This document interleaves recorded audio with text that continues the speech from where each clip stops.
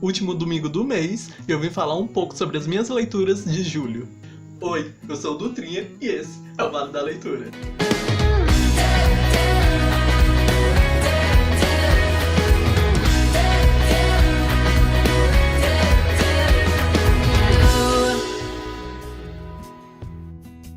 Aproveita e dê joinha nesse vídeo, se inscreva no canal, aperte no sininho para vocês receberem as notificações e me segue nas redes sociais Dutrinha Felipe e Vale da Leitura. Então, esse mês de julho, como eu tô de férias, eu fiz uma meta de ler nessas férias 15 livros. Tô gravando esse vídeo agora de sábado pro domingo, então hoje é dia 30. O dia que eu tô lançando o vídeo, e eu já li 11. E eu tenho mais 9 dias de férias, então eu acredito que eu vou conseguir bater essa meta. Então vamos começar? Esse mês eu comecei lendo Homens Elegantes, do Samir Machado de Machado. É um romance histórico que vai contar a história do Érico e do... agora eu esqueci o nome do outro protagonista. Mas enfim, tem uma resenha já desse livro aqui, então eu vou deixar o link aqui embaixo, tá? Pra vocês verem o que é que eu tô falando mais sobre esse livro. Nesse mês eu também li O Que Amar Quer Dizer, do Mathieu Landon, que vai falar, é uma biografia que vai falar sobre a amizade dele com Michel Foucault nos últimos anos de vida do Foucault. Li também Of the Rainbow, que são uns contos de fadas adaptados para os dias atuais e com protagonistas LGBT, tipo a Cinderela é lésbica, os 7 anões são 7 travestis, e é muito interessante, e ele foi escrito por 5 youtubers, não, 5 não, 4 youtubers e uma escritora. E também li Os Dois Mundos de Astrid Jones, da A.S. King, que vai falar sobre a história de uma menina lésbica que vive numa cidade pequena, faz o ensino médio e tudo mais, e tem toda aquela complicação em se assumir. Eu não vou falar desses 3 livros aqui porque eles terão resenhas próprias, cada um agora no mês de agosto, então deixarei pra falar nas resenhas o que eu achei de cada um. Partindo pra literatura clássica, eu li O Cortiço e Dom Casmurro, 2 obras clássicas da literatura nacional. Eu tinha lido eles 2 meses passados pra fazer uma prova e apresentar um trabalho, e reli eles nas férias sem aquela pressão de ler pra fazer uma prova e um trabalho, entende? Então acho que eu não preciso fazer uma sinopse deles, porque enfim, todo mundo conhece a obra deles. O Cortiço é do Aloysio de Azevedo, uma obra do naturalismo. Aloysio de Azevedo, que foi o autor que trouxe o naturalismo aqui pro Brasil, e o Cortiço certamente é a sua obra que tem mais impacto na literatura. Não foi com a obra O Cortiço que ele inaugurou o naturalismo aqui no Brasil, foi com a obra O Mulato, mas com certeza o Cortiço é a obra dele mais importante, que tem mais impacto, como eu falei, mais assim, poder, digamos assim. E eu gostei bastante porque, enfim, o naturalismo foi a escola literária que começou a ter representação da homossexualidade. Tudo bem que era representado como uma patologia, uma doença, mas porque era algo da época. E aqui no Cortiço a gente tem 2 personagens, que eu não lembro mais o nome, porque eu sou péssimo com nome, eu sou péssimo literalmente. Mas que não são os protagonistas, são só alguns dos personagens, porque enfim, o Cortiço ele tem muitos personagens. Os principais personagens são o João Romão e a Rita Baiana, né, que a Rita Baiana é simplesmente maravilhosa, que é um dos personagens que eu mais gostei. Agora, Dom Casmurro, nossa, o que é que eu tenho pra falar sobre Dom Casmurro? Eu tenho um caso de amor e ódio com Machado de Assis, pra falar a verdade, porque eu acho as obras dele, eu já li alguns contos. História assim, longa, grande mesmo, eu só li o Dom Casmurro, mas eu já li alguns contos dele, e eu acho os contos dele um pouco machistas, então fiquei meio assim, encabulado com Dom Casmurro. Porque o Machado sempre gosta de apresentar aquele mocinho indefeso, coitadinho, que é sempre vitimizado por uma mulher. A mulher sempre é culpada por tudo que acontece na vida do homem. E isso não é diferente do Dom Casmurro. Capitu é mostrada como completamente a culpada por todo o sofrimento que o Bentinho tem em toda a história. O livro é contado pela perspectiva do Bentinho anos depois, quando ele já tá velho, depois que toda a história já tem acontecido, e que tem todo aquele mistério de que Capitu traiu, Capitu não traiu. Na minha opinião, porque a gente só vive em relação a Dom Casmurro sobre Capitu traiu ou não, são meras opiniões, porque não tem como saber se realmente traiu ou não traiu. Então, na minha opinião, tudo isso não passou da cabeça do Bentinho. Eu acho o Bentinho, pelo que eu li, eu considero o Bentinho um garoto altamente mimado e infantil. Então, em nenhum momento o Bentinho conseguiu me convencer de que a Capitu traiu ele. Bom, esses 2 livros, Dom Casmurro e O Cortiço, como vocês podem ver, é da mesma coleção da Clube do Livro. E é uma edição maravilhosa, ó, capa dura, e foram muito baratos, foi menos de R$20 cada um deles. Só que um deles veio assim com um erro tão grotesco. Edição folha branca, tá? mas eu perdoei por conta da capa dura. Então, mas o erro grotesco que tem nessa edição do Casmurro é a seguinte: vem as notas de rodapé, né? Tem cheio de notas de rodapé.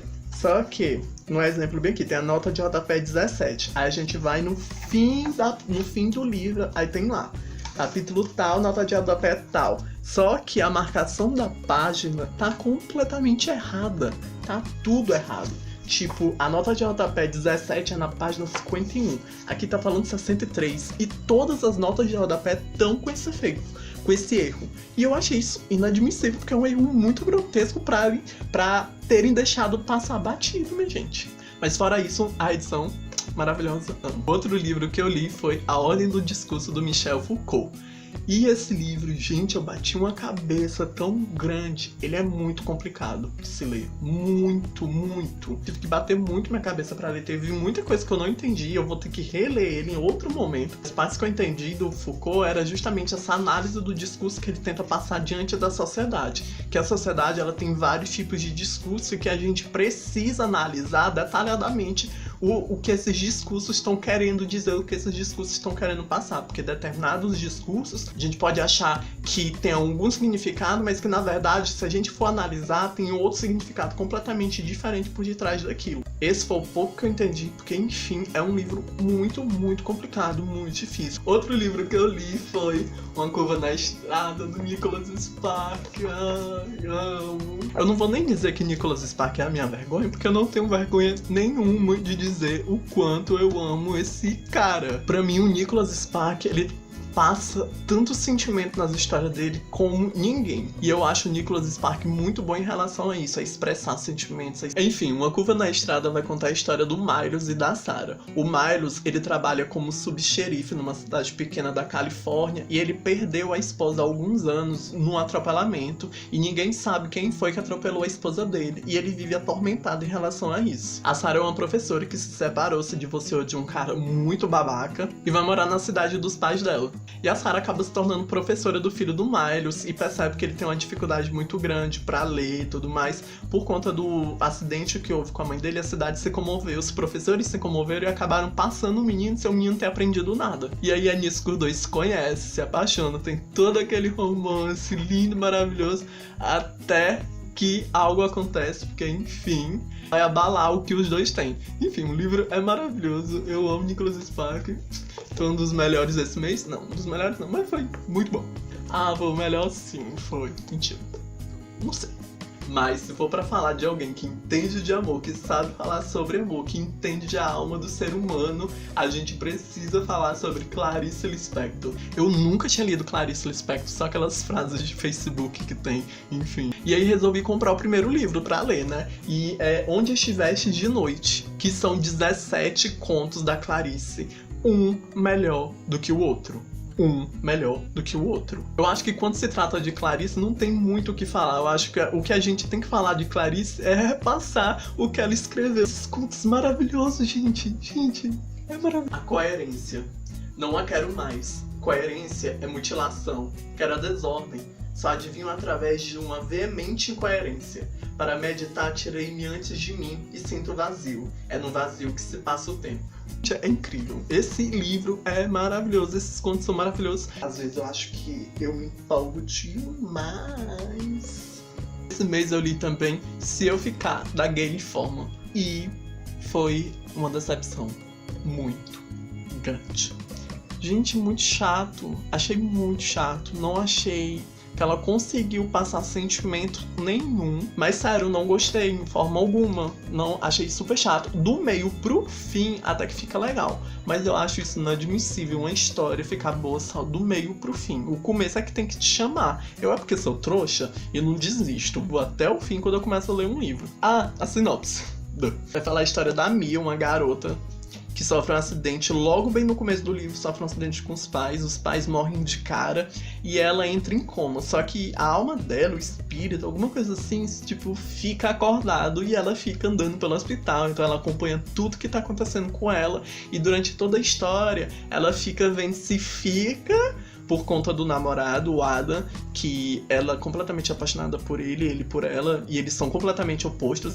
ou se ela vai. E durante esse tempo rolam uns flashbacks mostrando como era a vida dela antes do acidente, como ela conheceu o namorado, como foi o início do relacionamento deles e tudo mais. Essa foi uma das partes que eu achei mais interessante, é o relacionamento dela com o namorado, com Adam. Mas fora isso, realmente não gostei. Não gostei realmente. E como eu não tenho um pingo de amor próprio, muito menos vergonha na cara, eu li a continuação, Para Onde Ela Foi. E é aí que me surpreendeu. Eu gostei. Gente, o livro foi muito bom. Essa continuação foi maravilhosa. Se eu tivesse lido no primeiro semestre, eu tinha colocado na tag de 50%, continuação boa que eu li, essa, porque é muito boa. Parece que foi outra pessoa que escreveu. Para Onde Ela Foi, o narrador muda, né? É a primeira pessoa é contada pelo Ada, pelo namorado. E vai contar a história 3 anos depois do acidente de carro, depois que a Mia sai do coma e tudo mais. Onde ele, Ada, já é um guitarrista, cantor de sucesso, e ela, Mia, já é uma violinista também de sucesso. Só que eles não estão mais juntos. A Mia abandona ele logo depois, de uns meses depois que ela sai do coma, sem dizer nada. E é claro que ele morre de apaixonado, ele entra numa fossa profunda e tudo mais. E 3 anos depois eles vão se reencontrar. A história do livro toda se passa praticamente 24 horas. Acho que só para as páginas finais é que antecede um pouco. Aliás, se eu ficar também, passa em 24 horas, se eu não me engano, enfim. E como no primeiro, nesse também vai ter os flashbacks, que é mostrando esses 3 anos, né? Como foi que a Mia se afastou, como foi que ele se tornou esse artista de sucesso, como é que ele arrumou outra namorada e como ele lidou com isso, né? Que foi da pior forma possível. Nesse sim eu senti sofrimento, nesse eu consegui, meu Deus do céu, eu fiquei com muita pena dele, porque o cara sofreu real. Então, meu conselho pra você, caro amiguinho, seria o quê? Se você quiser ler essa continuação. Assiste o filme é legal, o filme me fez chorar, o filme é bacaninha. E aí você pega e lê o livro. Mas agora a gente vai falar dessa capa. Gente, que capa escrota é essa? Essa capa é muito escrota, muito feia. Gente, meu Deus do céu, eu fico perguntando o que é que dá na cabeça dessa pessoa de escolher. Parece que entraram no Instagram de qualquer menina bonitinha, pegaram a foto e tacaram na capa. Aí vai ter gente mais chata do que eu que vai dizer: a edição brasileira é assim, sempre é inferior, sempre é feia, não sei o que. E aí é que eu vos digo, meus queridos, que essa capa é a mesma da edição americana original. Sim, é essa porcaria aqui. Romance é um dos meus gêneros preferidos, mas geralmente são sempre os que tem as capas mais escrotas, mais feias. Capas policiais, as capas de suspense, de fantasia, são sempre tão bonitas, tão bem produzidas, e as de romance vêm. Isso.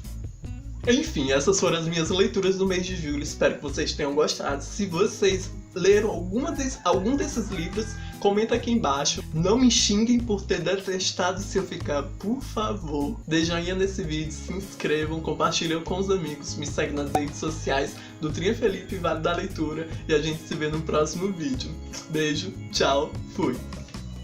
Essa porra não fica no lugar. Fica no lugar.